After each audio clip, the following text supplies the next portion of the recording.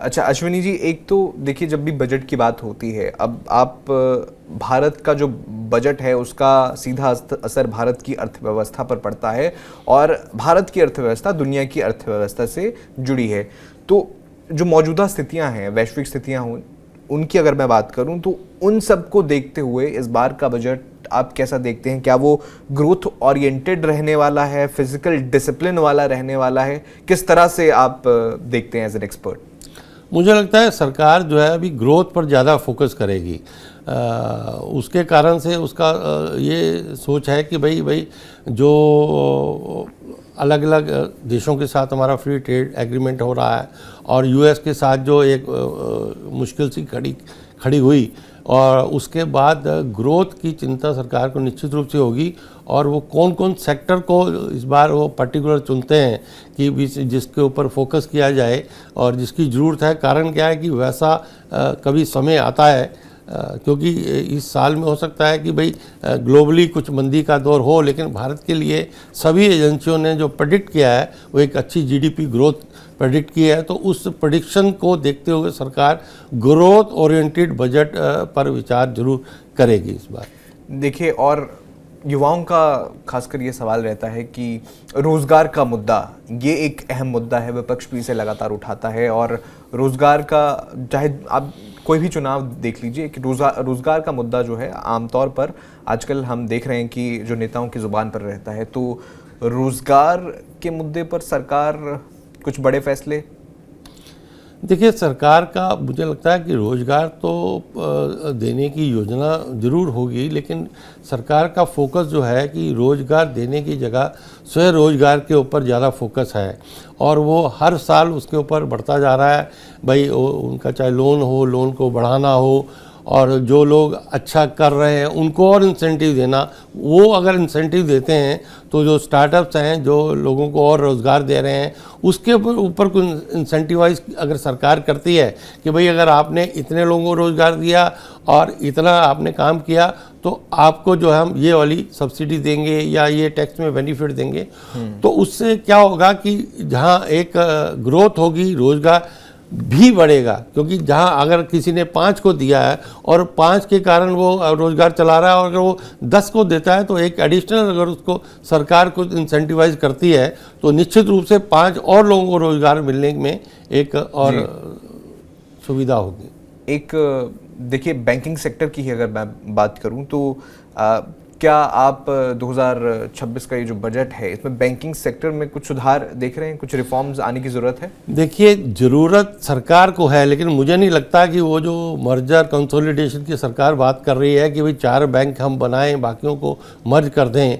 क्योंकि 2008 की वर्ल्ड में जो एक मंदी थी और बड़े बड़े बैंक ही कोलैप्स हुए थे, इसके बाद भी अगर सरकार उस ओर जाना चाहती है तो उसको कोई रोक नहीं सकता। कारण क्या है कि सरकार की अपनी एक नीति है और वो उसमें वो करेगी।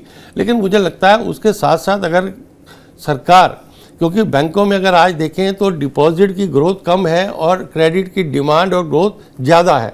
अब उसको पूरा करने के लिए या तो वो एफडीआई को लाए या सरकार उसमें कुछ शेयर करे, तो बैंकों को डिपॉजिट और मिलता रहे और ग्रोथ बढ़े। उसके लिए मैंने वित्त मंत्री को कुछ सुझाव भेजे हैं कि भाई जो अभी तक 5 लाख रुपए की आप गारंटी देते हो डिपॉजिट पे, वो गारंटी को आप बढ़ाइए।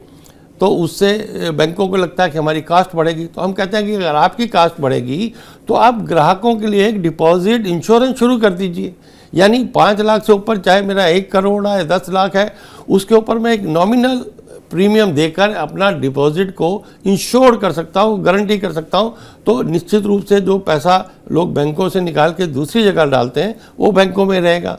दूसरा, सेविंग में जो इंटरेस्ट एक्रूड होता है उसको टैक्सेबल ना माना जाए, उसको टैक्स से छूट दे दी जाए। क्योंकि सेविंग में बहुत कम पैसा लोगों का रहता है और छोटे छोटे खाते भी रहते हैं, तो उनको आप टैक्स से एक्सक्लूड कर दीजिए। और एफडी के ऊपर जो इंटरेस्ट है उसमें भी अगर आप कैपिटल गेन का बेनिफिट दे देते हैं, तो क्योंकि ज़्यादातर एफडी जो है वो रिन्यू होती हैं, 1 साल के बाद, 2 साल के बाद कंटिन्यूस रहता है।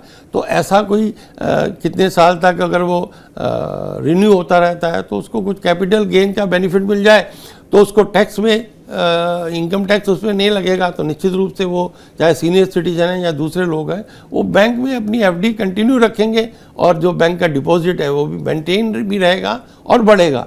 तो उससे डिपॉजिट बढ़ने से ही बैंकों का जो एक इंफ्रास्ट्रक्चर है वो बढ़ेगा, क्रेडिट की जो डिमांड है वो पूरी कर पाएंगे। जी, और अगर इनकम टैक्स की ही बात करें, अगर उसमें कोई बदलाव होता है तो उससे आप देख रहे हैं कि बैंकों में डिपॉजिट और निवेश उससे भी जो है बढ़ सकता है? हाँ बिल्कुल बढ़ता है ना भाई। मैं अपना कोई चाहे पेंशन लेता हूँ या सैलरी लेता हूँ या हाउस इनकम है और उसके बाद मेरे को एफडी से जो इंटरेस्ट आता है उसके ऊपर टैक्स के कारण से मेरा 12 लाख से ऊपर हो रहा है तो मेरे लिए मुश्किल हो रही है। तो इसलिए अगर वो कैपिटल गेन की स्थिति में फिक्स डिपॉजिट आ जाता है तो मुझे और राहत मिलेगी और मैं जो पैसा जो है बैंक में निश्चित रूप से अपना मेंटेन रखूँगा बल्कि बढ़ाऊँगा भी। बिल्कुल। और जैसे कि आप भी जिक्र कर रहे थे, हमने बहुत पिछले कुछ समय में देखा निजीकरण का एक ट्रेंड रहा है, तो क्या ये जो बजट है 2026 का, इसमें पब्लिक सेक्टर बैंकों के निजीकरण का भी कोई संकेत आ सकता है?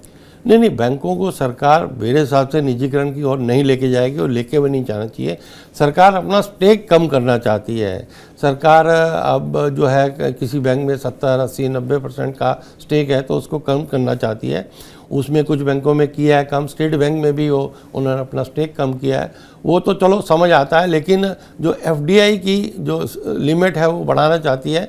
तो वो सारी चीज़ें ऐसी रहें कि सरकार का जो मंशा है कि कंट्रोल सरकार का रहे। तो सरकार का कंट्रोल तभी रह सकता है कि सरकार के पास कितना उसका जो है शेयर है, और एफडीआई आने के बाद और शेयर एफडीआई का बढ़ेगा तो वो लोग भी चाहेंगे कि इन्वेस्टर हमारा भी वहाँ पर बोर्ड में स्टेक हो।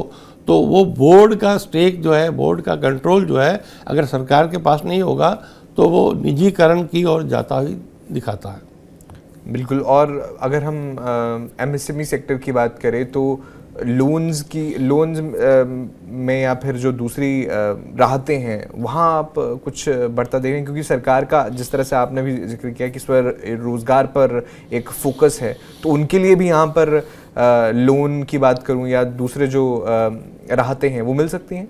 बिल्कुल, एमएसएमई तो सरकार के लिए इस समय जो है एक प्रायोरिटी है और उसके लिए कुछ ना कुछ समय समय पर भी इंसेंटिव देती रहती है सरकार। तो वो भी अभी कुछ ना कुछ देगी और उसमें भी मैं कह रहा हूँ कि भाई जो एमएसएमई ज़्यादा रोजगार देते हैं उनको भी कुछ इंसेंटिव मिलना शुरू हो जाए तो वहाँ रोजगार भी और बढ़ना शुरू हो जाएगा। और एक्सपोर्ट ओरिएंटेड जो इंडस्ट्री है उसको भी कुछ इंसेंटिव मिले तो दोनों चीज़ों से रोजगार भी मिलेगा और ग्रोथ भी होगी। बिल्कुल। और जिस तरह से आपने जिक्र किया एक्सपोर्ट ओरिएंटेड जो इंडस्ट्री है उसको इंसेंटिव दिया जाए, क्योंकि देखिए हमने देखा था हाल ही के जो समय में पिछले कुछ 3-4 महीनों में 6 महीनों में चाहे वो ट्रम्प टैरिफ हो, हालांकि जो हमारे कॉमर्स मिनिस्टर हैं उनकी तरफ से कई सारे देशों के साथ एफटीएज साइन किए गए और बहुत सारे देशों के साथ एफटीए पर बात हो भी रही है, लेकिन फिर भी इंडस्ट्री को जो है कुछ इंसेंटिव यहाँ पर देना मुझे लगता है कि ज़रूरी हो जाता है। बिल्कुल, क्या है कि एक्सपोर्ट जो इंडस्ट्री है उसको इंसेंटिव किसी भी रूप में दें सरकार तो उससे दोनों चीज़ों का लाभ होगा। एक तो यहाँ अपने रोज़गार भी होगा, जीडीपी ग्रोथ भी होगी, इकॉनमी भी बढ़ेगी, और जो हम एक्सपोर्ट करते हैं उसके कारण से हमारा जो फॉरेन रिज़र्व है वो भी बढ़ता है। तो फॉरेन रिज़र्व भी बढ़ता रहे, हमारा फॉरेन रिज़र्व ऐड होता रहे, तो वो एक बहुत ज़रूरी है। और आस्ता आस्ता जो है वो दूसरे देशों के साथ, हालांकि लोकल करेंसी की बात चल रही है, लेकिन एक्सपोर्ट बढ़ना और बढ़ाना दोनों ही सरकार की प्रायोरिटी हो सकती हैं।